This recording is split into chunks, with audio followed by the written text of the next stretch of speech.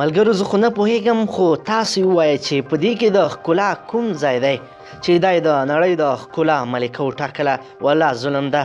ملګرو راځئ چې راپور وګورو چې دا یې په څه شي د ښکلا ملکه مقرره کړه. زه خو یې نه منمه.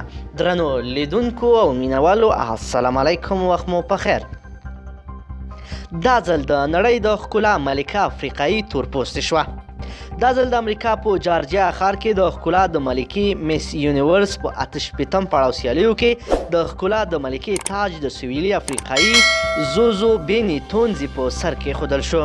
د 2019 کال د ښکلا 26 کلنه ملکه زوزو بیني تونزي په افریقا کې د ښځو د تاوتریخوالي او د هغو په وړاندې غږ پورته کړی و او په سویلي افریقا کې د بشري حقونو له ملاتړ څخه شمیرل کیږي.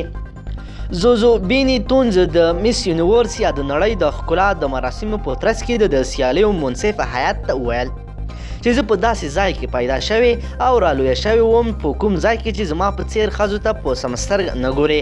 هغه ښځه چې زما په څیر ویښتان لري، زما په څیر مخ او څیره لري، خلک یې ښکلې نه بولي. افریقایي وګړي ورته د یوې بدرنګې ښځې په سترګې ګوري. اغلې زوزو بیني تونزي دا هم ویل چې اوس د دې وخت را رسېدلی چې په افریقا او نوره نړۍ کې د جنسي تبعیض په وړاندې مبارزه غښتلې او دې پدیدې ته د پای ټکی کېښودل شي. د 2019 کال د ښکلا ملکې زوزو بیني تونزي هیله څرګنده کړه ټول په دغه مبارزان جنسي تبعیض کې دې له دې سره مرسته وکړي او د هغه خلکو په وړاندې له دې سره یوازې مبارزه بدرګه کړي.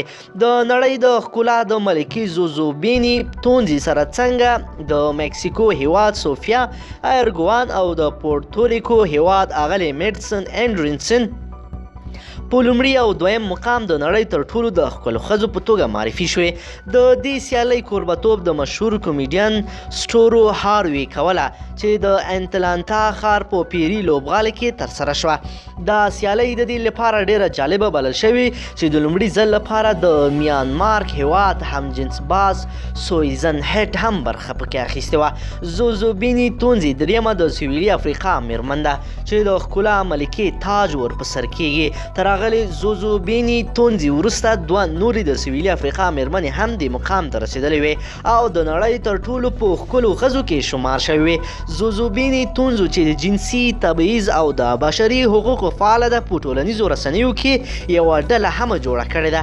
اغلې زوزو بیني ته چې کوم تاج په سر کېښودل شو د جنوبي افریقا 83 رنډه کېږي چې د امریکا ډالر له 50,000 سره معادل دی.